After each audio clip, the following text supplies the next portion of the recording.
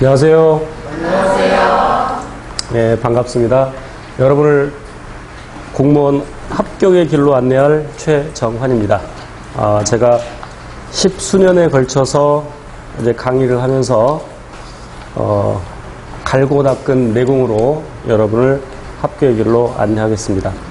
그래서 제가 서치라이트를, 등대에 서치라이트를 비추면 그대로 따라오시면 됩니다. 간혹 정말 이상하게 시험에 안 나올 것만 공부하는 사람도 있어요. 진짜 있어. 오늘 비가 오는데 비 오면 밖에 나가서 우산 없이 걸으면 당연히 비를 맞죠. 그런데 비 안 맞는 사람이 있어. 무슨 말인지 아시겠어요? 제가 쭉 뿌려준다니까요. 시험에 나올 만한 것들을. 근데 기가 막히게 그걸 피해가는 사람이 있어. 그래서 제가 하라는 대로 하면, 그리고 충분히 소화한다면 여러분 충분히 하실 수 있습니다. 중간에 힘들 때도 있을 텐데 절대 포기하지 마시고, 힘드실 때는 제 카페에 들어와서 상담 글을 남기면 제가 성의를 다해서 이제 상담글, 답글을 남기겠습니다. 카페는 요 책 한 장 넘기면, 표지 한 장 넘기면 처음 왼쪽에 나와 있습니다. 그래서 카페에 가입하셔서 거기 공지글들 좀 읽어보시고, 가입 방법이랄지 이용 방법 읽어보시고, 거기에 나오는 대로 좀 따라서 가입해 주시고 이용을 해 주시기 바랍니다. 가끔 그 이용 규칙을 지키지 않고 이용하는 사람들이 있는데, 그런 경우에는 질문글에 대해서도 답이 안 나갈 수 있습니다. 자, 그리고 이제 한 장 넘기면 머릿말 집에 가서 읽어보시고요. 자, 또 한 장 넘기면 4페이지에 공무원 시험 안내는 그냥 가볍게 읽어보시고, 그 다음에 9페이지로 가면 단원별 최근 기출 분석이 있습니다. 그래서 이제 서울시의 경우에 작년부터 문제 공개가 되었고, 다른 지역들은 아직도 공개가 안 되는 실정이죠. 그래서 기출 문제들은 수험생들이 시험에 가서 기억해온 것들, 또 때로는 제가 직접 시험장에 가서 시험 본 것들도 있어요. 그래서 수험생들이 복원을 한 경우에는 선택지가 좀 빠지는 경우가 있겠죠. 그런 경우에는 제가 출제자 입장에서 최대한 시험에 가깝게 선택지를 한번 만들어 봤습니다. 이제 그런 기출 문제들을 반영해서 교재를 썼고, 또 강의도 그렇게 할 것이고, 여기 들어있는 기출 문제들도 그렇게 돼 있고, 그 다음에 이 최근 분석은 제가 이제 이 공무원 시장에 들어온 게, 실은 제가 이제 학원 강의한 것은 어쩌면 여기 여러분 나이보다 더 많을지도 몰라요. 이제 여기 조금 어린 친구들 비하면, 제가 22살 때부터 강의를 했었죠. 학생 때부터. 하지만 이제 공무원 쪽에 입문한 건 2001년도인데, 그때부터 기출문제를 제가 복원된 건 다 갖고 있습니다. 그래서 이제 여기에는 최근 한 4, 5년간 기출문제 분석해 놓은 게 있고, 그 이전 거는 이제 카페에 가면 확인하실 수 있습니다. 물론 이제 복원에 근거했기 때문에 지금 이 교재는 그래도 복원이 잘 된 이제 서울을 비롯한 몇 개 지역만 집어넣고, 그다음에 이제 7급도 국가직 지방직에서 최근 거를 이제 분석을 해 놨습니다. 그래서 공부하실 때 그런 것들을 참고하셔서, 물론 처음 공부할 때는 그냥 제 수업을 쭉 따라하고, 이제 두 번째 여러분이 공부하실 때는 시험에 출제된 내용들이 무엇인지를 확인하면서 공부를 하는 것이 훨씬 효율적일 겁니다. 우리 공부하는 이 생물, 내지는 생물학, 내지는 생물학개론은 여러분이 학문을 위해서 공부하는 것이 아니라 시험을 위해서 공부하는 것입니다. 따라서 시험 출제 경향에 맞춰서 공부를 하셔야 됩니다. 그래서 이제 또 장을 넘겨서 이제 내용 3페이지부터 나오는데, 거기는 이제 문제를 실어 놓지 않았지만 5페이지를 한번 보세요. 5페이지. 거기 기출문제라고 적혀 있죠. 5페이지 오른쪽 하단에 기출문제. 그래서 군데군데 이렇게 중요한 기출문제가 이론편에 들어 있습니다. 그래서 공부하고 바로 확인하실 수 있게끔 제가 책 구성을 했고, 그 다음에 또 개념편 넘기면 매 장마다 또 적중 예상 문제가 있는데, 그러니까 12쪽에 적중 예상 문제, 이 적중 예상 문제도 최대한 기출 문제를 많이 반영을 했습니다. 그래서 또 감안하셔서, 물론 이제 적중 예상 문제랄지 요 개념편에 나오는 기출 문제는 우리 시간 관계상 강의 시간에는 다루지 못하는 걸 양해하시고, 공부하시고 스스로 풀어보시고 이해되지 않는 게 있으면 제 카페에 질문을 남기시면 제가 답글을 달겠습니다. 자, 이제 3페이지로 가서 제 1장 생명현상의 과학적 탐구. 물론 우리 교재 구성을 보면 목차에 보면 전부 22장까지 되어 있습니다. 생태계까지. 이제 전에 심화 교재에서 좀 어려운 내용들을 빼고 기본 교재로 만들었는데, 그래서 두 챕터는 예전 심화에서 두 챕터는 빼고, 그러니까 식물 파트하고 그다음에 생식 파트가 일부 빠졌습니다. 그런 건 나중에 심화반에서 다루면 될 것이고요. 자, 이제 3페이지로 가서 생명현상의 과학적 탐구부터 보겠습니다. 거기 생명과학의 정의 및 활용 나와 있는데, 생명과학은 말 그대로 우리 생명체에 대한 학문이죠. 이런 개념들은 시험에 나오지 않을 것이고, 생명과학의 활용, 이런 것도 그냥 한 번쯤 읽어보시면 되고, 생명과학의 연구 대상도 여러분이 지금 일부러 외우지 않아도 이 과정을 듣게 되면 저절로 외워지게 됩니다. 그를 위해서는 우리 생물이 어떻게 구성되어 있는가를 알면 생명과학 연구 대상은 저절로 해결이 됩니다. 우리 생물은 세포를 기본 단위로 해서 체계적으로 구성되어 있죠. 조금 있다가 생물의 특성에 대해서 공부할 텐데, 미리 이제 생물의 특성 간단히 얘기하면 세포를 기본 단위로 해서 체계적으로 구성되어 있다. 그래서 세포들이 모여서 조직이 되고, 이때 구조와 기능이 같은 세포들이 모여서 하나의 조직이 되죠. 여러분 꼭 기억하실 것이, 물론 제가 지금 말하는 것이 시험에 직접 나오는 건 아니지만, 이 말을 이해하고 있으면 이제 뒤에 나오는 것들 쉽게 이제 이해되는 것들이 있습니다. 구조가 기능을 결정합니다. 제가 굉장히 강조하는 것인데, 구조가 기능을 결정하죠. 자동차가 굴러갈 수 있는 것은 자동차 바퀴가 동그랗게 있기 때문이죠. 거기 자동차의 바퀴가 네모나타면 굴러가기 어렵겠죠. 그래서 구조가 같은 것들은 기능이 되게 같겠죠. 그래서 구조와 기능이 같은 세포들이 모여서 조직이 되고, 그 조직들이 모여서 기관이 되고, 예를 들어서 사람을 예를 들면 사람의 하나의 소화기관으로서 위를 한번 생각해 볼게요. 위는 비가 와서 잘 부러지네요. 자, 위는 상피 조직을 갖습니다. 상피 조직이라는 것은 우리 피부 바깥쪽을 덮거나 아니면 내장기관, 위나 소장과 같은 내장기관의 안쪽 벽을 덮는 부분이 상피 조직이죠. 당연히 위에도 상피 조직이 있고, 그리고 결합 조직이라는 게 있습니다. 결합 조직이라는 것은 연결해주고 지탱해주는 그런 역할을 하는데, 결합 조직의 대표적인 게 혈액입니다. 그리고 뼈, 연골, 힘줄, 인대, 이런 것들이 결합 조직이 해당되는데, 위에도 혈액이 흘러가죠. 위에도 혈관이 퍼져 있고, 그 다음에 굶으면 속쓰림을 알 수 있는 것은 신경 조직이 있기 때문이죠. 그리고 위에서 소화를 시킬 수 있는 것은 근육이 있어서 근육 운동에 의한 것이죠. 이와 같이 서로 다른 조직들이 모여서 하나의 기관이 되고, 소화기관을 예를 들면 우리가 음식물을 섭취했을 때 음식물의 이동 경로를 한번 생각해 봅시다. 물론 여러분이 외우고 있어야 되는데, 입, 식도, 위, 소장, 대장, 항문, 이런 각각의 것들을 우리는 소화기관이라고 하고, 물론 거기다가 간, 쓸개, 이자, 이런 것들도 각각 소화기관에 해당되죠. 그럼 지금 말한 이런 소화기관들을 다 합한 것, 전부 합한 것을 소화기관계라고 하고요. 물론 그런 기관계는 식물에는 없는 단계, 동물에만 있는 단계, 물론 식물에는 조직계라는 게 있습니다. 이따 다시 한번 하겠습니다. 그리고 그러한 기관들이 모여서 개체가 되죠.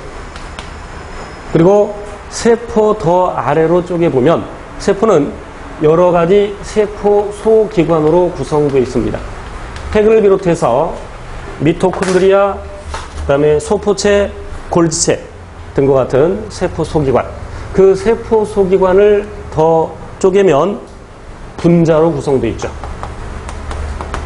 단백질, 무슨 DNA, 탄수화물, 지방, 이런 분자로, 그 분자를 더 쪼개면 원자가 되죠. 그런데 우리 생물학에서는 분자 수준부터 생명현상을 연구합니다. 그래서 분자 수준에서 생명현상을 연구하는 것을 분자생물학이라고 하고, 세포 소기관 또는 세포 수준에서 세포학이라고 하고, 뭐 조직학 이런 식으로 나오겠죠.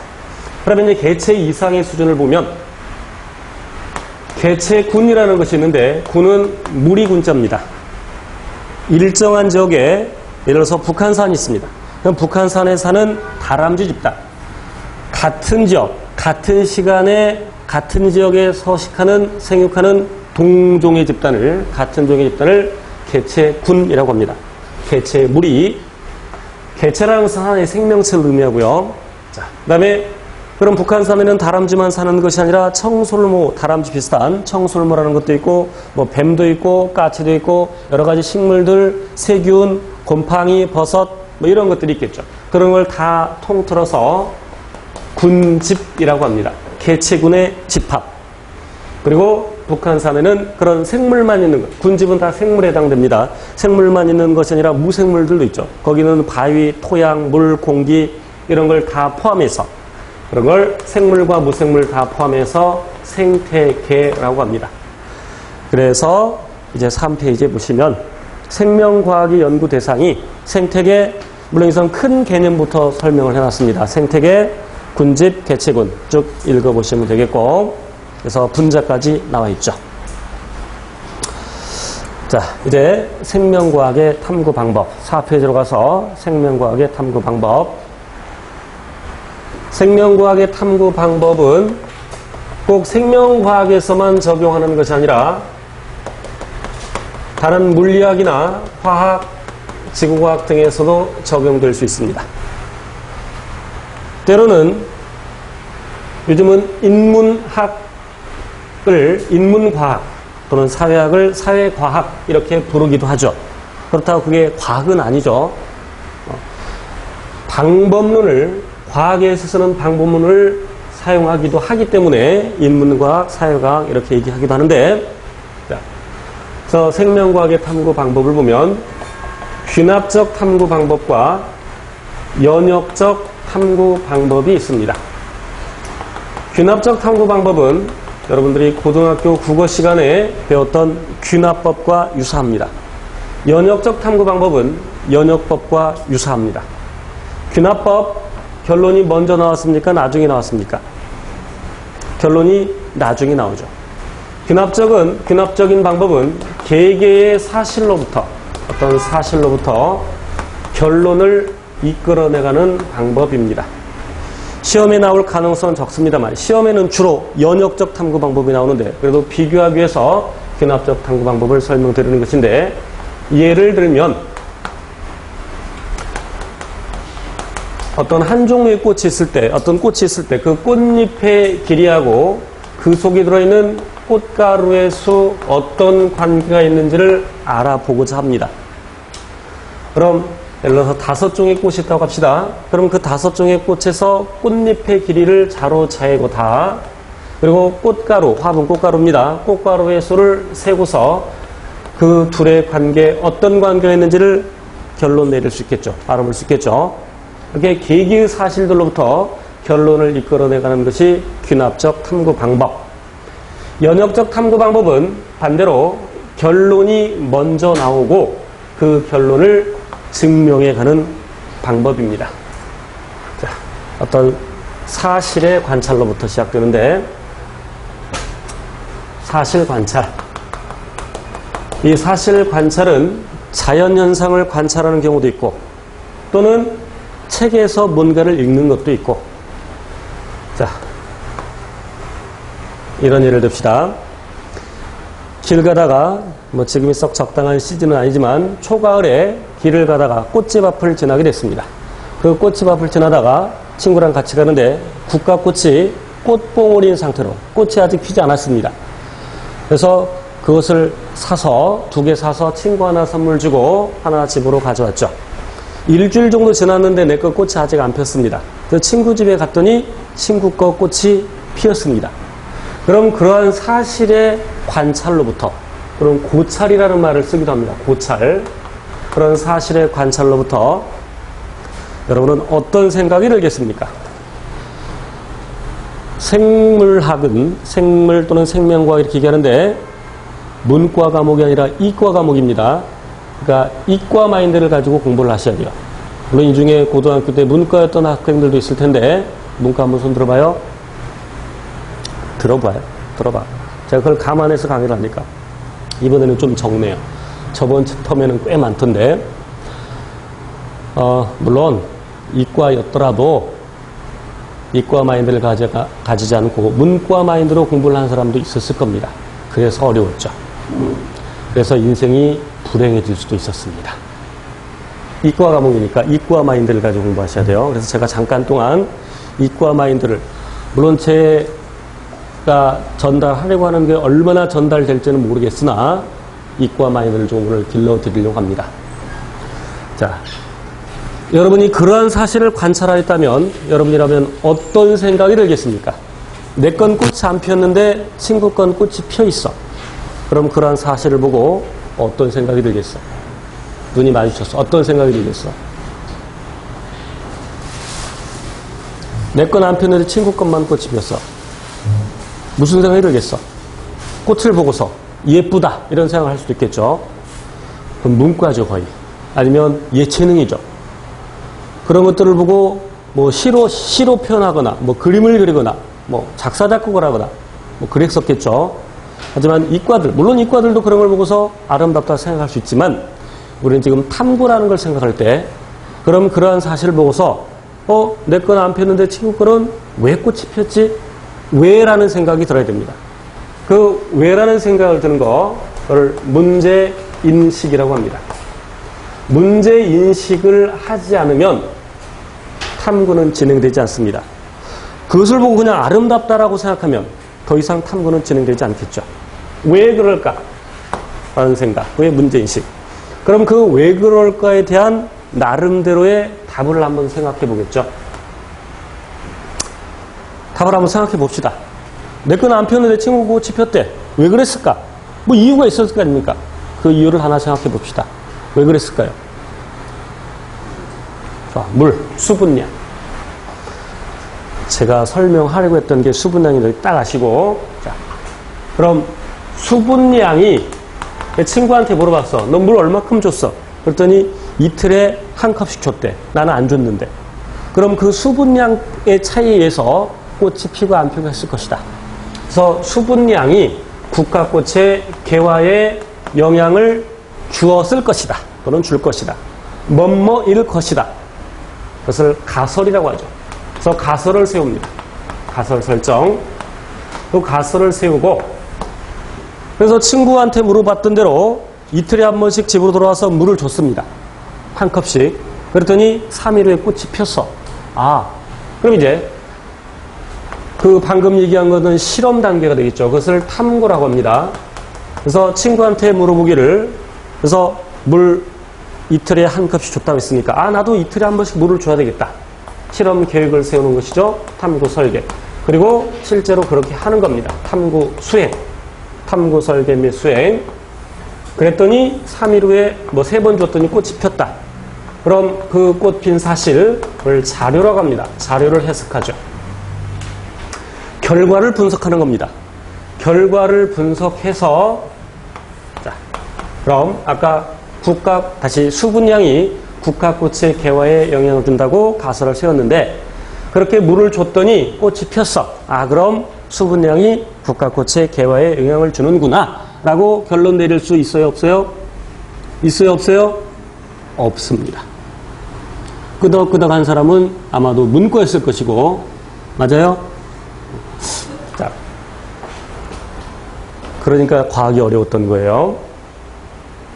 자, 다른 예를 들게요. 어떤 사람이 감기 특효약을 개발하고 그 사람이 말하기를 이 약으로 말씀드릴 것 같으면 한 번만 먹어도 감기가 뚝 떨어지는 그런 약이 올시다. 사람들이 안 믿어주겠죠. 임상실험을 해야죠. 그래서 100명의 감기 환자에게 그 사람이 만든 약을 먹여봤습니다.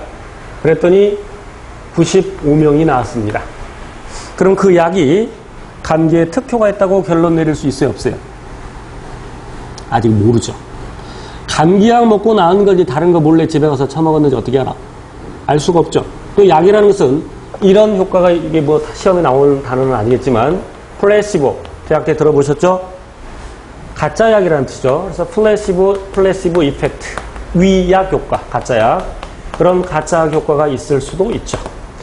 여러분이 공무원 시험에 합격하고 물론 여러분 힘으로 공부했겠지만 그래도 그동안 보살펴 주신 낳아주시고 길러주신 엄마에게 감사의 마음을 전하기 위해서 이제 한턱 쏠라 그래. 그래서 건강보조식품을 하나 사드리려고 합니다.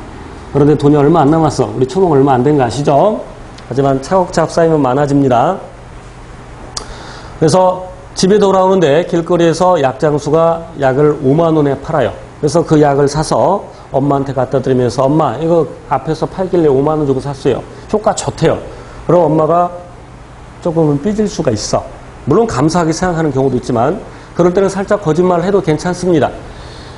이거 중국에서 1년에 100개밖에 안 나오는 약인데 출장 가는 친구한테 부탁해서 200만 원 주고 샀어요. 그럼 엄마가 뭐라 그러겠어? 뭐라 그러겠어? 이 미친놈? 절대 그러지 않습니다. 설령 그렇게 말할지라도 속으로는 뭐라 그러시겠어? 아이고 좋아라. 뭘 이런 걸 다 그게 고맙습니다. 이런 뜻이죠. 자, 그런 경우에는 효과가 더 잘 나타날 수도 있습니다. 수도 있어. 그래서 그런 효과들까지도 배제해야 되죠. 그래서 그 사람이 만든 약과 모양과 무게, 크기, 색깔 다 똑같지만 약 성분만 제거된 걸 한번 먹여봅니다. 물론 그 사람들이 먹을 때는 그게 진짜 약인지 가짜 약인지 모르고 먹는 겁니다. 다 진짜 약 먹는다고 생각하고 먹는 겁니다. 가짜 약을 먹었더니 그 중에 93명이 나왔습니다. 이런 건 통계 처리하지 않아도 굳이 2%밖에 안 되는데 뭐 죽을 병도 아니고 그냥 감기 좀 버티면 되겠지. 망했죠. 이 정도 물론 통계 처리를 더 해봐야 되겠지만 자 그래서 가짜약을 넣어주는 가짜약을 먹여보는 경우는 이 경우에 왜 그러냐면 과연 이게 효과가 있는지 없는지 비교하기 위해서 그런 거죠. 그래서 진짜 약 주는 것을 이 경우에 실험군 또는 실험구라고 하고 가짜약 주는 경우를 대조군 또는 대조구라고 하는데 왜 대조군을 설정하느냐? 무엇하기 위해서? 실험군과 비교하기 위해서 어떤 교재는 대조군을 설정하는 이유가 실험상의 오류를 줄이고 뭐 이것저것 말 나오는데 한마디로 말하면 비교하기 위해서 대조군을 설정한다. 기억해 두시고 자 그러면 이제 다시 돌아와서 그럼 이 경우에 아까 물을 한 컵씩 이틀 간격으로 줘서 물이 꽃이 피었어도 결론으로 받아들일 수 없다. 왜? 무엇이 없기 때문에? 대조군이 없기 때문에. 대조군 좀 더 해야 되겠다. 개미는 자기 집을 나갈 때 어떤 화학물질을 떨어뜨리고 먹이를 물고 돌아올 때는 그 화학물질을 감지해서 되돌아온다라는 가설을 세웠습니다. 그럼 어떤 실험을 해야 되겠어요?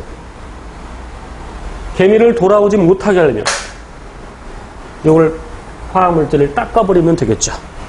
그랬더니 20마리의 개미 중에서 2마리밖에 돌아오지 못했다. 아, 화학물질이 없으니까 못 돌아오는구나. 그러니까 처음 세운 가설, 개미는 화학물질을 감지해서 집으로 돌아온다를 결론으로 받아들일 수 있어 없어요? 있어요 없어요? 뭐가 빠졌어? 대조군이 빠졌죠. 그래서 그럼 어떤 대조군이 필요할까?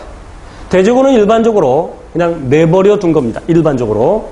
그럼 화학물질을 닦지 않은 것이 있겠죠. 내버려 둔 거. 그래서 그런 경우에 20마리 중에서 예를 들어 18마리가 돌아왔다.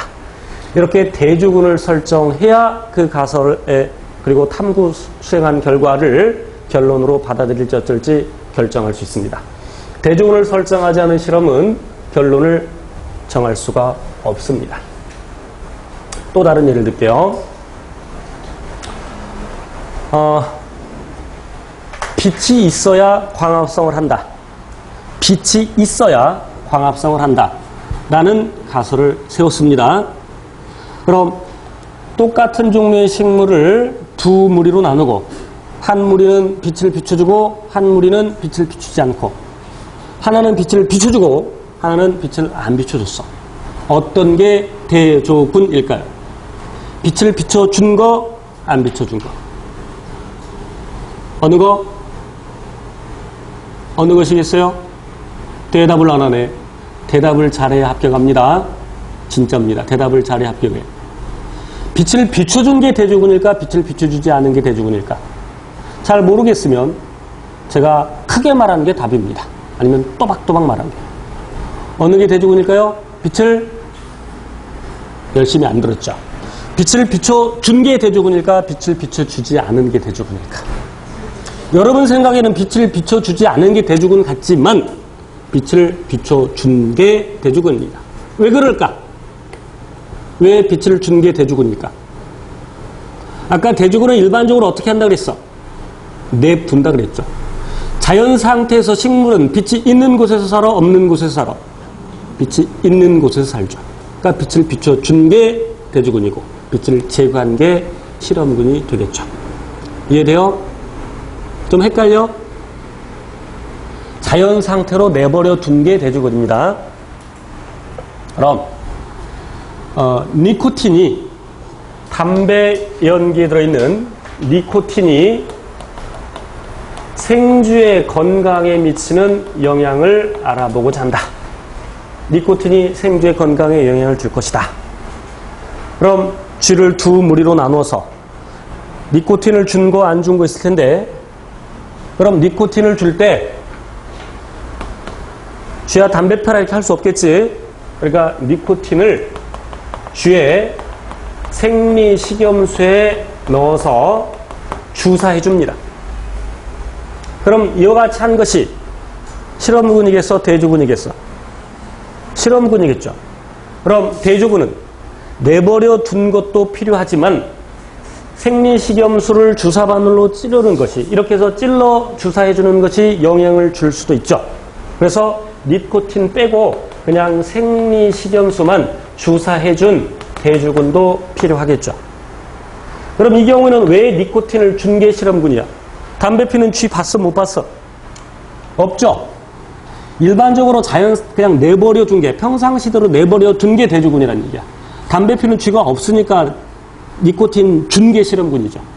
자연 상태에서는 식물이 빛이 있는 곳에서 사니까 빛을 준 게 실험군이고 안 준 게 대조군이죠. 이해되시겠어요? 점심 식사가 공무원 수험생의 건강에 미치는 영향을 알아보기 위해서 여기 100명의 남학생 수험생은 밥을 주고 점심을 주고 100명의 여학생 수험생은 점심밥을 굶겼어. 어느 게 대조군? 어느 게 대조군? 보통 점심 먹어 안 먹어? 먹죠. 그러니까 그런 경우에는 점심을 준 게 대조군, 안 준 게 실험군. 물론 여기 약간의 논란의 여지가 있을 수 있습니다만, 자, 다른 예를 또 하나 들어볼게. 마그네슘이 식물 생장에 미치는 영향을 알아보고자 한다. 그래서 두 개의 시험관을 준비하고 수경 재배를 할 겁니다. 메밀 한번 재배해 봅시다. 뿌리 뭐 대충 그려놓고 식물이 있을 때 대충 그릴게요. 그럼 하나는 마그네슘을 넣어주고 하나는 마그네슘을 넣어주지 않고 어떤 게 대조군? 넣어준 게 대조군일까? 안 넣어준 게 대조군일까? 답을 알려준댔잖아. 넣어준 게 대조군일까? 안 넣어준 게 대조군일까? 여러분 생각에는 마그네슘 넣어준 게 실험군 같지만 이게 대조군이죠. 왜냐하면 일반적으로 자연 상태에서 식물은 마그네슘이 있는 곳에서 삽니다. 그러니까 기본적인 배경 지식이 있어야 되죠. 식물 성장에 필요한 9가지 원소, 다량 원소가 촌스프, 카, 마 암기합니다. 식물 성장에 필요한 9가지 다량 원소. 물론 이런 거 나올 가능성 적습니다만 예전에 이런 것도 나왔어요. 촌스프, 카, 마. 저 중학교 때는 철이 다량 원소에 포함되어 있었으나 지금은 미량 원소. 그래서 9가지 다량 원소. 촌스프, 카, 마, 폐. 하지만 철은 달의 원소가 지금은 아니다. 자, 마그네슘이 있는 곳에서 식물이 삽니다. 그래서 예전에 이미 크롭이라는 사람이 식물 성장에 필요한 원소를 조사해서 이미 크롭액이라는 것을 만들어 놨죠. 그래서 여기다가 크롭액을 넣어주는 겁니다. 크롭액을 마그네슘이 있는 채로. 그럼 여기는 크롭액에서 마그네슘만 크롭액을 만들 때 마그네슘 빼고 만드는 거죠. 이해돼? 마그네슘 빼고. 그러니까 이게 실험군. 넣어준 게 대조군. 이해돼요? 자, 숫자는 제가 임의로 그냥 줄게요. 그런데 마그네슘을 넣어주는데 여기 넣어주는 것은 이미 조사된 대로 크롭액에 있는 그만큼 넣어주는 거야. 그게 그냥 1이라고 합시다. 단위 생략하고. 그럼 1만큼 넣어준 것도 있고 어느 것은 1.1만큼 넣어준 것도 있고 어떤 것은 1.2만큼 어떤 건 0.9만큼 어떤 건 0.8만큼 어떤 건 안 넣어준 것도 있고 뭐 더 넣어준 것도 있고. 그럼 이런 경우에 어떤 게 대조군일까? 이런 경우에는 역시 그만큼 넣어준 게 대조군이고 그보다 더 많이 넣어준 것, 더 적게 넣어준 것 또는 안 넣어준 것도 실험군이 되겠죠. 이해돼? 넣어줬다고 다 대조군 되는 것이 아니라 그만큼 넣어준 게 대조군이라는 얘기야. 구분하시겠어요?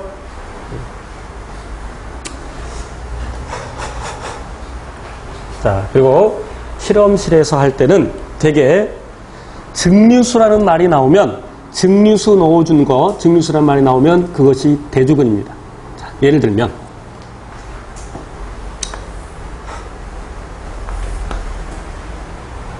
침에 있는 효소 아밀레이스가 녹말을 분해한다라는 것을 증명하고자 할 때, 자, 여기다 녹말액을 같은 양 넣어줘야 되겠죠. 같은 양 넣어주고, 여기다가 침을 예를 들어서, 녹말이 예를 들어서 10ml라고 합시다. 그럼 똑같이 10ml 넣어주고, 그럼 이 경우에, 침을 2ml 넣어줬다.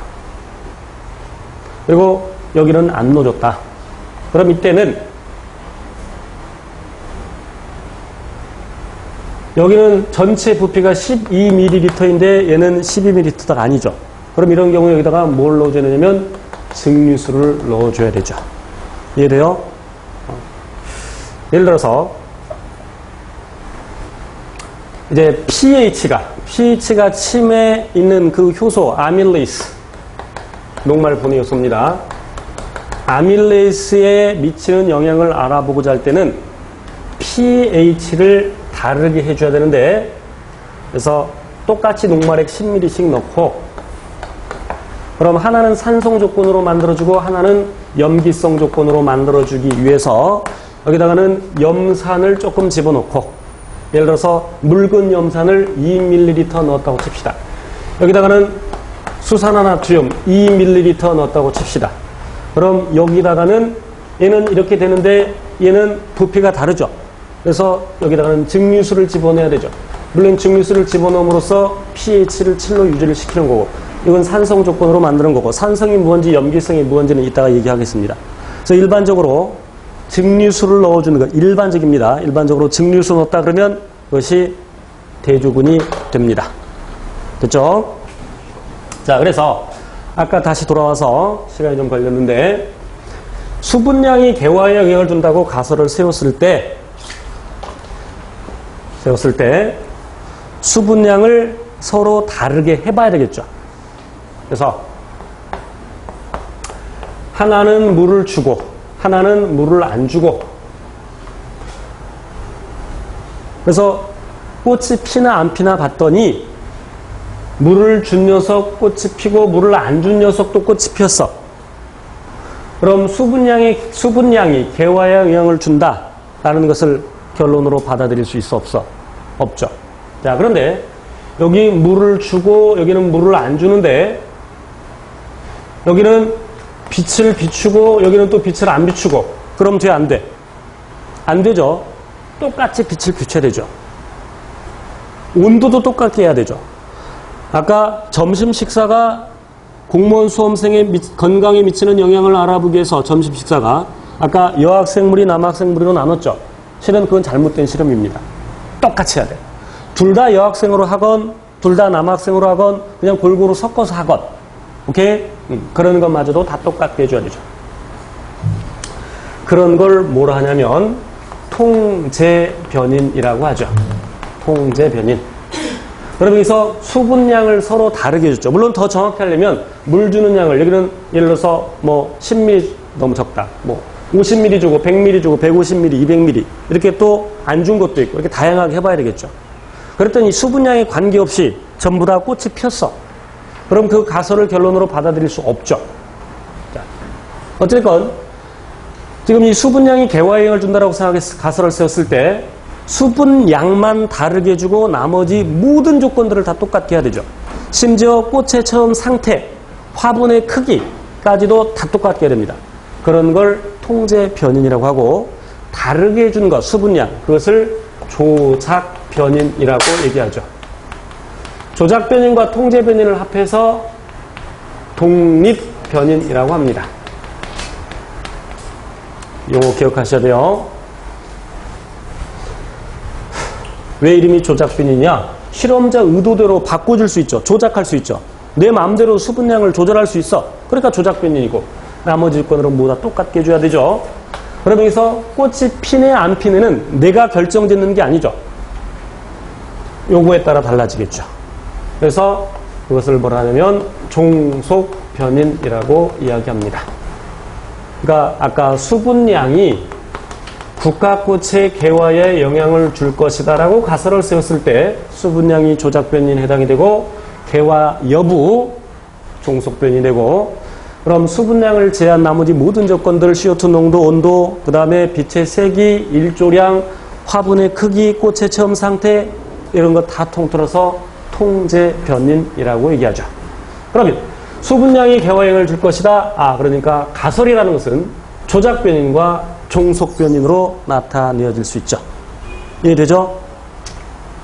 자, 어쨌건 수분량을 다르게 했는데 모두 다 꽃이 폈다. 그러면 우리가 세운 가설이 잘못되었죠. 그럼 자료를 해석해서 결론을 이끌어내가는데 우리 가설이 틀렸단 말이에요. 그럼 가설이 틀렸으면 어떻게 해야 되겠어? 가설이 틀렸으면 어떻게 되겠어? 집에서 안 보인대. 어쩔 수 없어. 알았어. 오른쪽에 쓸게요. 이제 결론을 이끌어내야 되는데 우리 가설이 틀렸어. 어떻게 해야 돼? 그럼 다시 세워야 되죠. 요 과정에서 가설이 틀렸으면 가설을 수정하거나 또는 다시 설정을 해야 되죠. 그래서 일조량, 빛을 쪼이는 시간, 일조량이 국화꽃의 개화에 영향을 줄 것이다. 가설을 세우고 일조량을 서로 다르게 해서 물론 다양하게 하면 할수록 좋겠지만 하나는 10시간 빛을 비추고 하나는 14시간 빛을 비추는데 10시간 빛을 비추는 것은 강하게 비추고 14시간 비춘 것은 약하게 비추고 그랬더니 10시간 비춘 건 꽃이 피었고 14시간 비춘 것은 꽃이 피지 않았다. 라고 할 때 일조량이 개화에 영향을 준다고 결론 내릴 수 있어 없어? 실험 자체가 잘못됐죠. 어디가 잘못됐어? 요게 잘못됐죠. 이거 통제 변인이죠. 일조량, 빛을 쪼는 시간만 조작 변이고 나머지 모든 조건들 통제 변인 똑같게 해야 되죠. 그래서 이렇게 빛을 약하게 비추었어. 돼요? 돼, 안 돼? 제가 온도 통제해 볼게. 영하 50도. 얼어 죽겠다. 실험 자체가 성립이 안 되는 거죠. 그러니까 통제변이라고 해서 자기 마음대로 일정하게 하는 것이 아니라 그 식물을 재료로 했을 때는 식물을 대상으로 했을 때는 그 식물이 살 수 있을 정도로 적당하게 그리고 일반적으로 국화꽃은 일조량이 빛의 세기가 약한 곳에 사는 것이 아니라 빛의 세기가 강한 곳에 살죠. 그러니까 실은 빛을 강하게 비추어 줘야 되는 겁니다. 이해됐죠? 그랬더니 10시간 빛을 비춘 건 꽃이 피었고 14시간 빛을 비춘 건 꽃이 피지 않았다. 물론 여기서 나머지 모든 조건들 아까 언급한 것처럼 CO2 농도, 그 다음에 온도, 빛의 색이 이런 건 모두 다 똑같이 한 겁니다. 그랬더니 이런 결과를 보였다. 일조량이 국화꽃에 영향을 준다라고 결론을 내리고 그럼 국화꽃은 그런데 그럼 국화꽃이 아닌 다른 예를 들어 장미 또는 뭐 배춧가 식물들 이런 것들은 다른 과식물들은 어떻게 되느냐 또 각각 실험을 해봐야 되겠죠. 그래서 여러 가지 식물에 적용을 해서 뭐 결론 도출 및 일반화라고도 하고 그 다음 일반화 이렇게 하기도 하죠. 자, 그래서 일반화 시킨다는 얘기는 아까 그 가설이 설이 되거나 이론이 되거나 법칙이 되는 것이요. 물론 생물학에는 법칙이 그리 많지는 않죠. 되게 설 이론이 많죠. 왜냐하면 생물은 살아있는 것이라서 예외가 꽤 많습니다. 되게 생물학에는 법칙이 그리 많지는 않습니다. 물론 이제 우리가 공부하면서 몇 가지 법칙은 공부하게 될 겁니다. 그래서 우리 지금 연역적 탐구 방법을 배웠는데 결론이 먼저 나오고 그 결론을 증명해 가는 과정 그것이 연역적 탐구 방법인데 그럼 아까 결론이 먼저 나온다고 그랬는데 그럼 이 가설이 결론에 해당되는 거죠. 그런데 이름에서 알 수 있듯이 가설, 가짜설 맞는지 틀리는지 모르는 소위 잠정적 이 가설이라는 것은 잠정적 결론이라는 것이겠죠. 결론이 먼저 나오고 맞는지 틀리는지를 증명해가는 과정이 탐구 과정이라는 얘기입니다. 그래서 이 순서를 반드시 암기하시고 시험에는 대조군 찾는 거 물어볼 수도 있고 어느 게 대조군이고 어느 게 실험군인지 찾는 거 물어볼 수도 있고 그 다음에 실험 과정을 주고 결론이 무엇인지 또는 가설이 무엇인지 물어볼 수 있어. 그럼 가설이 무엇인지를 물어봤다면 실험에서 무엇을 달리 해줬는지를 보면 알겠죠. 예를 들어서 빛의 세기를 달리 해줬어. 왜 달리 해줬겠어? 빛의 세기가 어쩌고저쩌고 영향을 준다니까. 그죠? 일조량을 다르게 했어. 실험에서. 그럼 왜 그러겠어? 가설에 일조량이 나오겠죠. 그래서 그렇게 가설을 잡으면 되고 그리고 때에 따라서는 이 탐구 과정을 순서 없이 뒤죽박죽 나열을 해놓고 바르게 된 것을 바른 순서로 된 것을 골라라 라는 문제가 나오기도 하는데 그런 경우에는 여러분의 논리력이라면 그냥 이 문을 쭉쭉쭉 읽고 써진 거 쭉쭉 읽고 순서 바르게 잡을 수 있어요. 충분히 시간이 주어진다면. 이것은 우리 예전에 여러분 수능 준비할 때 국어 시험이나 아니면 외국어 영어 시험에 순서 막 뒤죽박죽 해놓고 옳게 된 것 또는 어떤 다른 거 하나 딱 넣어놓고 이 중에 어디에 들어가야 되느냐 그런 거 나왔죠. 그렇게 하면 됩니다. 그렇지만 시간을 절약해야 됩니다. 우리 시험은 1분에 한 문제 마킹까지 해야 돼요. 이름 쓰는 것부터 해서 1분에 한 문제 정도. 그러면 이렇게 해결해서는 시간이 부족합니다. 따라서 이 순서를 암기해놓고 그리고 여기 각각 뒤죽박죽 했을 때 이것이 무엇에 해당되는지 직접 쓰는 겁니다. 이게 문제인식인지 탐구 설계인지 수행인지 아니면 가설인지 결론인지 써놓고 여기서 순서를 바로 잡는 게 시간을 훨씬 절약할 수가 있습니다. 어쨌건 순서 꼭 기억해 두셔야 됩니다. 자, 그 다음에 5페이지 볼게요. 5페이지 맨 밑에 보면 동그라미 2번 찾으세요. 굵은 글씨로 변인통제. 변인통제. 그럼 변인통제라는 말은 뭘까? 아까 통제변인이 뭐였어요? 실험군과 대조군 똑같게 해놓은 게 똑같게 해주는 것을 통제변인이라고 했고 그렇게 해주는 행위 그러니까 조작변인만 다르게 해주고 통제변인을 모두 똑같게 해주는 행위를 변인통제라고 합니다. 넘깁시다.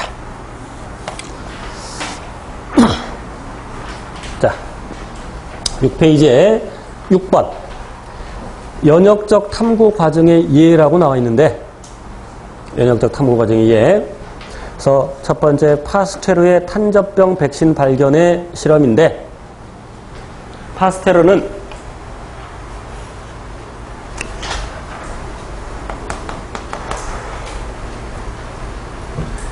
양을 25마리씩 나누어서 하나는 백신을 주고 그러니까 탄저균을 가열해서 약화시킨 다음에 멸균한 다음에 주고 하나는 안 줬습니다. 그리고 나서 탄저균을 주사해 줬죠. 둘 다 똑같이. 그랬더니 둘 다 탄저균 주사. 그랬더니 요 녀석들은 양이 전부 살았고 이 경우에는 양이 전부 죽었습니다. 자, 이런 실험이 바로 백신이 그럼 지금 탄저균이 탄저병의 원인이 되는데 그것을 주기 전에 백신 한번 넣어봤어. 그럼 이건 예방 효과를 알아보기 위한 거야? 치료 효과를 알아보기 위한 거야? 당연히 예방 효과를 알아보기 위한 것이죠. 그래서 탄저 백신이 탄저병에 효과가 있다, 예방 효과가 있다라는 가설을 세우고 이런 실험을 했겠죠. 어느 게 대주군, 어느 게 실험군. 어느 게 대주군? 백신 준 거, 안 준 거? 안 준 게 대주군. 이런 게 시험 나올 수 있습니다.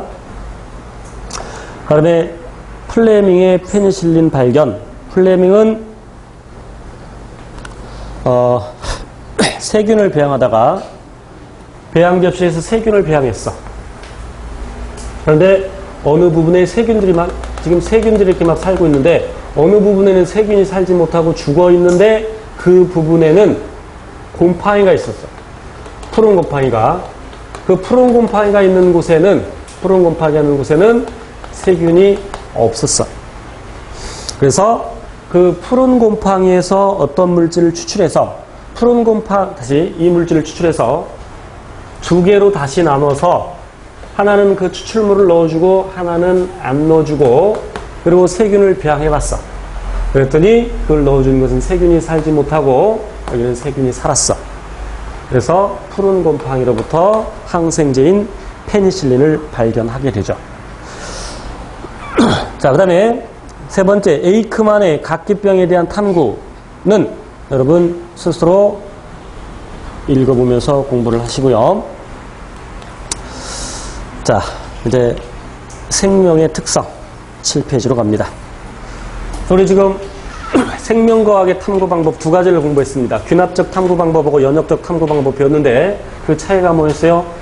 균합적 탐구 방법은 결론이 나중에 나오고 연역적 탐구 방법은 결론이 먼저 나오고 그걸 증명했죠. 또 연역적 탐구 방법에는 가설이 나왔지만 균합적 탐구 방법에는 가설이 있었어요? 없었어요? 가설이 없습니다.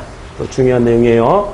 그래서 선구학자들이 이전의 생물학자들이 이 두 가지 방법론을 써서 물론 생물학에서는 주로 연역적 탐구 방법이 쓰이는데 그렇지만 때에 따라서는 균합적 탐구 방법이 쓰이기도 합니다. 예를 들어서 진화를 연구할 때 화석을 가지고서 진화를 연구할 때 연역적 탐구 방법을 쓸 수 있겠어 없겠어? 우리가 실험한다라고 하는 것은 조작해주고 아까 쭉 얘기했던 그것이 실험하는 겁니다. 연역적 탐구 방법에 다시 균합적 탐구 방법에서 아까 꽃잎의 길이하고 꽃가루의 수의 관계를 알아보자 할 때 그걸 실험한다라고 표현하는 것은 잘못된 겁니다. 그냥 조사하고 측정하는 겁니다. 조사, 측정. 자로 재고, 꽃잎의 길이를 자로 재고, 꽃가루가 몇 개인지 눈으로 세고, 그런 건 실험이 아닙니다. 그래서 여러 가지 생물학에서는 주로 연역적 탐구 방법을 쓰지만 화석을 가지고서 진화를 연구할 때는 실험할 수가 없어. 그것은 화석, 개개의 사실들로부터 결론을 이끌어내가는 균합적 탐구 방법이 되겠죠. 어찌됐건 그런 여러 생물학자들이 균합적 탐구 방법 그리고 연역적 탐구 방법을 써서 생물이 무엇인지 생명현상이 무엇인지 그 생명의 특성을 규정 지어 놓은 것을 우리가 7페이지에서 배울 겁니다. 모든 생물은 예외 없이 세포로 구성되어 있습니다. 아까 언급한 것처럼. 일단 제목만 한번 쭉 보고 갈게요. 물론 여러분 아까 서두에 언급을 했어야 되는데 처음 얘기를 했어야 되는데 오늘은 첫날이라서 제가 비교적 좀 천천히 가는 편이지만 좀 빨라요? 저는 평상시에 비해서 좀 천천히 한다고 생각하고 했는데 그래서 교재를 오늘 받으신 분도 있어서 예습을 못 해왔겠지만 다음 시간부터는 예습을 해 오셔야 됩니다. 예습을 해 오시되 여기 내가 이걸 읽어서 이걸 내가 이번에 다 알아버려야지 그럴 거면 그냥 혼자 공부하시면 되죠. 그래서 어떤 내용들이 있는가 그냥 제목 정도 개략적인 것만 보고 오시면 됩니다. 그림 있으면 그림 보시고 제목들 생명의 특성 예를 들어서 생명의 특성을 예습한다면 물론 시간이 충분히 있을 때는 직장 다니지 않고 그냥 공부만 하고 있을 때는 가급적이면 다 읽어옵니다. 이때 그냥 가벼운 마음으로 소설책 읽듯이 가벼운 이런 내용들을 배우는구나 그 정도. 정 시간이 없으면 생물의 특성 세포로 구성되어 있네. 물질 대사라는 걸 하네. 그럼 물질 대사가 무엇이 좀 궁금하지 않겠어요? 물질 대사는 단어로 물질 대사 뭐지? 그럼 한번 읽어보는 겁니다. 생명체 내에서 물질 합성하고 분해하는 일련의 화학 반응을 물질 대사를 하는구나. 그냥 그 정도 그냥 읽어보는 겁니다. 그걸 꼭 기억해 올 필요는 없습니다. 그래서 또 8페이지 보면 자극에 대한 반응과 항상성 유지, 발생과 생장, 생식과 유전, 적응과 진화. 이것이 생물의 특성 6가지로 정리해 놓은 겁니다. 자, 칠판에서 설명드리겠습니다. 페이지는 7페이지를 펴놓으시고. 아까 개체라는 말을 썼는데, 개체. 영어의 individual을 번역한 겁니다. individual. 개인 또는 개체라고 번역을 하죠. 한 생명체로 의미합니다. 한 생명체를 사람 한 사람, 사람 한 사람 또는 가로수로 심어지는 은행나무 한 그루 한 그루, 벚나무 한 그루 한 그루 또는 문 손잡이에 있는 세균 하나를 다 각각 개체라고 합니다. 하나의 생명체. 우리 지금 생물의 특성 또는 생명현상의 특성을 공부하는데 모든 생물은 죽지 않으려는 현상을 나타냅니다.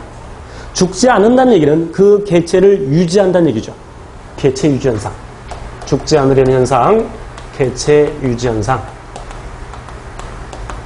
그렇지만 지구상에 있는 어떠한 생명체도 죽지 않을 수는 없어. 영원히 살 수 있는 건 없습니다. 모두 다 죽죠. 그래서 새끼를 만들죠. 그래서 대신 세상을 살아가게 하죠. 그게 종족유지 현상이죠. 그럼 개체유지 현상과 종족유지 현상이 무엇이느냐? 구별을 해야 되는데 개체유지 현상, 모든 생물 아까 언급한 것처럼 예외 없이 세포로 구성되어 있습니다. 세포를 기본 단위로 해서 체계적으로 구성되어 있죠. 물론 어떤 생물은 세포 하나로 되어 있는 것도 있습니다. 세포 한 개로 되어 있는 생물을 단세포 생물이라고 합니다.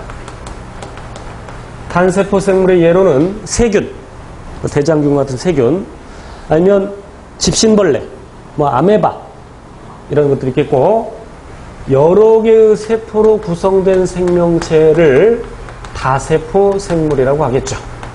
사람이 당연히 다세포 생물에 해당이 되죠. 사람 세포를 기본 단위로 해서 체계적으로 구성되어 있습니다. 그럼 단세포 생물은 세포 하나가 한 개체인데 더 확장될 것이 없죠. 그렇지만 단세포 생물도 세포 내용물을 보면 아까 위에 정리했었죠. 세포를 더 작은 단위로 쪼개갈 때 여러 가지 세포 소기관으로 구성되어 있다. 핵을 비롯해서 소포체, 골지체 등 곧 배울 텐데, 물론 세균의 경우에는 핵이나 소포체, 골지체 이런 건 없습니다. 구체적인 거 이따 나와요, 나중에. 그리고 세포 소기관을 또 쪼개면 분자로 구성되어 있다. 분자를 더 쪼개면 원자로 구성되어 있다. 그래서 어쨌건 체계적으로 구성되어 있는 건 사실입니다. 세포도, 단세포 생물도. 하지만 되게 이제 세포를 기본 단위로 해서 아까 언급한 것처럼 조직, 기관, 개체 이렇게 체계적으로 구성되어 있다. 다시 한번 강조하는데요. 아까 구조가 무엇을 결정한다고 그랬어요? 기능을 결정한다고 그랬죠. 그럼 구조가 같으면 기능이 같다. 그래서 구조와 기능이 같은 세포들이 모여서 조직이 된다. 서로 다른 조직들이 모여서 기관이 된다. 그 기관들이 모여서 개체가 된다. 그런데 식물에만 있는 단계, 물론 이렇게 얘기할 때는 식물과 동물만 생각할 때입니다. 자, 참고로 나중에 또 언급하겠습니다만, 참고로 5개 체계를 미리 설명드리면 시간 되실 때 외워두세요. 요 개는 킹덤을 번역한 겁니다. 킹덤은 되게 왕국이라고 번역이 되지만, 그래서 예를 들어서 플란타 킹덤 그러면 이걸 식물의 왕국 이렇게 번역을 해놓으면 이거 문과생이 번역했구나 금방 알 수 있죠. 플란타 킹덤 그러면 식물계라는 뜻입니다. 그래서 5개 체계 우선 기억하시는데, 원핵생물계, 원핵생물계, 원시적인 핵, 실은 핵은 없습니다. 세균이 여기에 해당이 되죠. 세균, 대장균과 같은 세균. 그 다음에 원생생물계, 아까 아메바랄지 집신벌레 이런 것들이 여기에 해당이 되고, 그 다음 식물계, 뭐 식물은 설명 안 해도 될 것이고, 그 다음에 균계, 여기서 말하는 균은 세균을 얘기하는 것이 아니라 펑자이, 곰팡이를 의미하죠. 곰팡이랄지 버섯 종류, 그리고 5번째 개가 동물계. 이렇게 생물을 5개 체계로 나눌 수 있는데 그 중에서 우선 식물과 동물을 따집니다. 식물과 동물을 따졌을 때 식물에만 있는 단계는 조직계. 우선 이렇게 기억해 둡니다. 식물의 조직에서 구체적으로 설명드릴 겁니다. 동물에만 있는 단계, 아까 언급한 것처럼 기관계. 이렇게. 이와 같이 생물은 체계적으로 구성되어 있다. 그럼 체계적으로 구성되어 있으면 다 생물이냐? 자, 요 마이크도 뜯어보면 꽤 체계적으로 구성되어 있을 겁니다. 그렇지만 얘를 생명이라고 할 사람은 없습니다. 왜 이걸 생명이라고 하지 않을까? 왜 이걸 생물이라고 할 수 없을까요? 물론 여러 가지 이유가 있겠습니다만 물질 대사를 하지 못합니다. 물질 대사라는 것은 일상생활에서 신진대사라는 말을 쓰죠. 그 신진대사에 해당되는 겁니다. 세포 내, 생체에 살아있는 세포 내에서 일어나는 모든 화학 반응을 통틀어서 물질 대사라고 합니다. 체내에서 일어나는 일련의 화학 반응을 물질 대사라고 하는데, 물질 대사는 동화작용과 이화작용이 있습니다. 이름에서 알 수 있듯이 동화작용은 동화, 같을 동, 될 화, 이화작용의 이는 다를 이, 될 화. 동화작용은 쉽게 말하면 합성입니다. 이화작용은 쉽게 말하면 분해입니다. 예를 들어서 엿당이 소화 과정에서 두 분자의 포도당이 됩니다. 같은 게 되었네. 그러니까 동화 그러면 안 돼. 동화는 합성, 이화는 분해. 이건 분해니까 이화작용에 해당이 되죠. 그래서 동화작용의 대표적인 게 뭐가 있냐면 광합성이 있습니다. 동화작용의 대표적인 것이 광합성이 있고, 이화작용의 대표적인 것이 호흡이 있는데, 여기서 말하는 호흡은 숨쉬기를 얘기하는 게 아닙니다. 제가 지금 초등학생 데리고 강의하는 게 아니죠. 그러면 산소를 들여 마시고 이산화탄소를 내뱉는 것도 아닙니다. 여기서 말하는 호흡, 진정한 의미 호흡은 더 구체적으로 세포호흡이라고 하는데, 생명체 내에서 필요한, 생명활동에 필요한 에너지, ATP를 만드는 과정을 호흡 또는 세포호흡이라고 합니다. 자, 광합성의 전체 반응식을 여기다 적어 보겠습니다. 자, 여기다 적을게요. 오른쪽에다가. 물론 외우고 있어야 돼요. 이제 광합성은 이산화탄소와 물을 재료로 해서 앞에 계수까지 완벽하게 외우셔야 됩니다.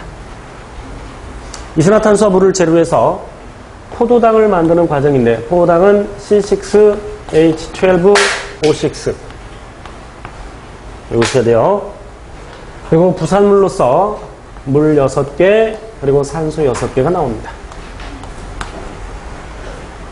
왜 이름이 광합성이냐면, 광은 빛광자죠. 빛 에너지를 흡수하기 때문에 광합성이라고 하는데, 그래서 빛 에너지를 흡수한다. 그래서 광합성입니다. 그래서 동화작용은 이와 같이 에너지를 흡수하는 흡열 반응입니다. 흡열 반응. 자, 이산화탄소, 물, 포도당, 누가 제일 복잡하게 생겼어요? 포도당이 제일 복잡하게 생겼죠? 우리 분자량이라는 거 아직 배우지 않았지만, 분자량 나중에 설명드릴 겁니다만, 이산화탄소의 분자량이 44이고 물의 분자량이 18이고 포도당 분자량 180. 복잡해졌죠? 이런 걸 굳이 따지지 않더라도 이산화탄소, 물, 포도당이 제일 복잡해졌네. 합성된 거죠. 합성.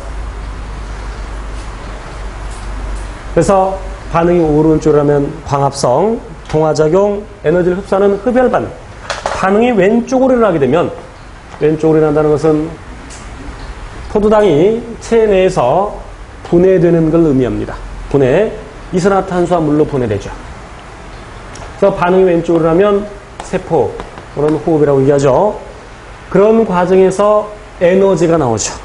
에너지가 나오는데 어떤 형태로 나오냐면 아까 ATP 그리고 열 형태로 나오죠. 이와 같이 에너지를 방출합니다.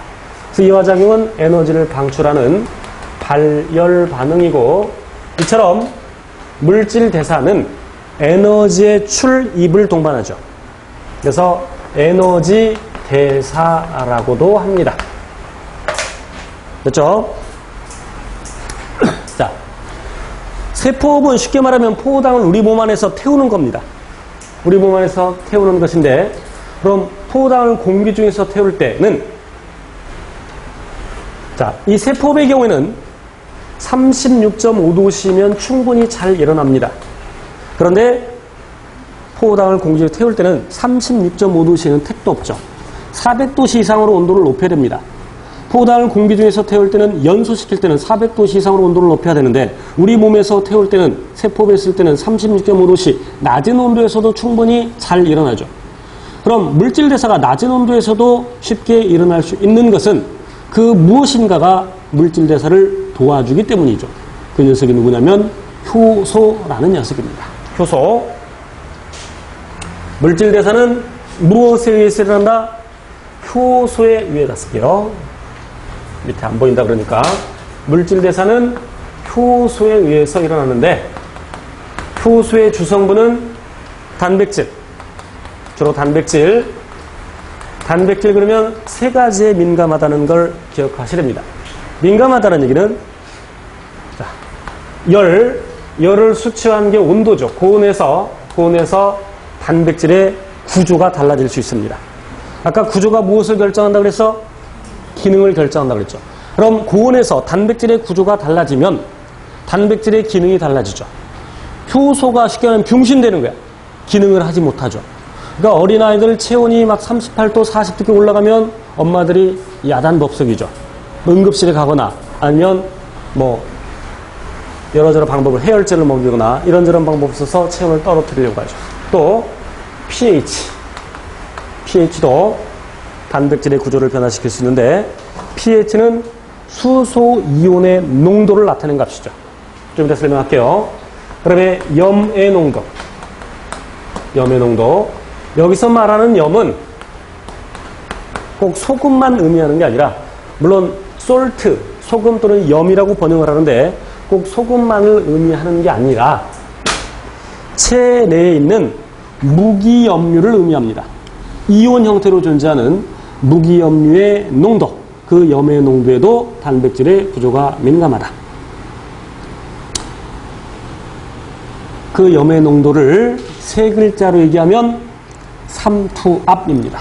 염의 농도를 세 글자로 얘기하면 삼투압. 쉽게 말하면 체액의 농도. 그래서 우리는 체온을 일정하게 유지해야 되고, 체내 pH를 일정하게 유지해야 되고, 그리고 체내 농도, 체계 농도, 삼투압을 일정하게 유지해야 되는데, 그것이 좀 이따 설명할 항상성이라는 겁니다. 항상성 좀 이따 얘기하겠습니다만, 항상성 쉽게 말하면 같은 상태, 항상 일정하게 해야 된다. 그런 의미죠. 자, pH에 대해서 설명드리고 갈게요. pH는 이렇게 정의를 합니다. 마이너스 로그 미츠를 10으로 하는 수소이온의 몰 농도. 요 대괄호는 몰 농도를 나타내는데, 몰의 개념이 뭐냐면 몰. 분자나 원자는 크기가 매우 작습니다. 그래서 낱낱이 세기가 어렵습니다. 예를 들어서 모래 공장에 가서, 모래 가게 가서 아저씨 모래 1억 개만 주세요. 아저씨가 당황합니다. 모래 1억 개를 언제 다 세고 있어. 그래서 모래를 팔 때는 개수 단위로 파는 것이 아니라 뭐 1톤, 뭐 10톤 이런 단위로 팔겠죠. 시멘트 가게에 가서 아저씨 시멘트 100만 개 주세요. 아저씨가 당황한다니까. 그래서 40kg 단위로 팔죠. 계란 한 판 몇 개? 30개. 연필 12자루 한 다스. 배추 100포기. 요즘 그런 단위를 잘 안 쓰는데 접. 100개를 접이라고 합니다. 그래서 역시 몰이라는 것도 개수를 나타내는 하나의 단위입니다. 몰은 숫자로 외울 필요는 없겠습니다만 6.0이 그냥 간단히 6 곱하기 정확히는 6.0 곱하기 10의 23승계를 1몰이라고 합니다. 분자나 원자가 크게 너무 작으니까 이렇게 새로운 개수의 단위를 만들어 놓은 것이죠.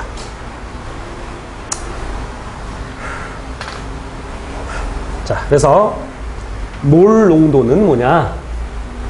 물 1리터에 1몰로가 있으면 그것이 1몰 농도이죠. 여기까지 이해되죠?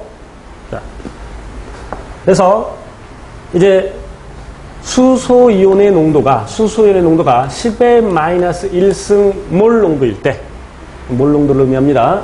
그럼 저 pH 정의에 집어넣으면, 계산식에 집어넣으면 10의 마이너스 1승이니까 또 마이너스 1 곱해지고 로그 10 사라지죠. 고1 때 배웠습니다. 그래서 pH가 1 됩니다. 10의 마이너스 2승몰일 때는 마이너스 로그 밑을 10으로 하는 10의 마이너스 2승. 마이너스 2, 마이너스 1 곱해져서 2가 되죠. 그래서 이 녀석이 pH 2가 되는 겁니다. 이제 계산을 하지 않아도 10의 마이너스 3승몰일 때는 수소이온의 농도가 얼마겠어요? pH 3이겠죠. 여기 pH 쓸 때 P 소문자로 H 대문자로 써야 됩니다. 카페에 질문하실 때 가끔 이렇게 쓰는 사람들이 있어요. 무식하다는 소리 듣습니다. 그래서 이건 약속이기 때문에 이런 약속들을 지켜서 질문글을 올려야지. 제가 좀 까칠해요. 다만 규칙만 잘 지키면 굉장히 친절합니다. 또 DNA를 막 이렇게 쓰는 사람들이 있어. 별로 좋아하지 않습니다. 이 약속이야. DNA는 이렇게 대문자로 쓰는 겁니다. 자, 어쨌건 자, 그럼 10의 마이너스 4승몰 있을 때는 pH 얼마겠어요? 4겠죠. 이제 계산하지 않아도 되죠. 그럼 pH 1 차이는 다시 지금 수소이온의 농도 이렇게 내려가면 지금 이 아래쪽으로 갈수록 수소이온의 농도가 높아지는 거야, 낮아지는 거야?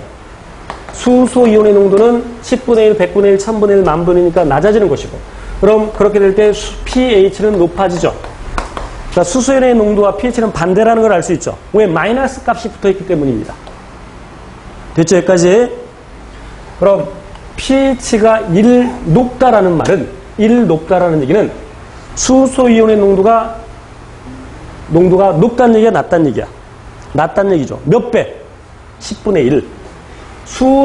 다시 pH가 1 낮다는 얘기는 10배 농도 높다는 얘기죠. 얘는 1000분의 1, 100분의 1이니까. 그럼 pH 2 차이 나면, pH가 2 차이 나. pH 4, 2 비교할 때 pH 2가 농도 더 높죠. 수의 농도. 몇 배 높아? 100배 높죠. 여기 10배, 여기 10배. 10배, 10배 곱하니까 100배. 그럼 pH가 3 차이 난다.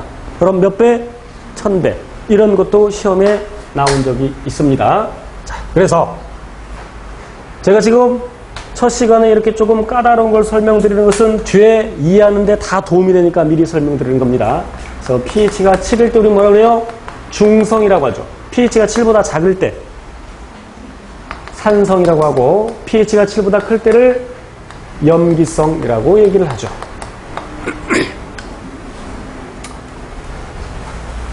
자, 그리고 그럼 수소이온의 농도가 높다라는 말은 pH가 높다라는 말이야, 낮다라는 말이야? 그러니까 반대라 그랬죠. 그럼 이때 산성도가 증가하는 거예요, 감소하는 거예요? 산성도가 증가하는 것이죠. 그럼 우리 혈액의 pH가 7.4 정도 되는데, 외우셔야 돼요. 우리 혈액의 pH는 약 7.4 정도인데 혈액의 pH가 7.2로 떨어졌습니다. 자, 7보다 높으니까 어쨌든 염기성이죠. 그럼 7.4에서 7.2로 pH가 떨어졌을 때 산성도 증가한다라고 표현할 수 있어, 없어? 있어, 없어? 있죠. 비록 염기성이지만 산성도 증가했다라고 표현합니다. 어쨌건 pH 떨어지는 것을 산성도 증가라고 표현을 한다. 자, 잠시 쉬었다 하겠습니다.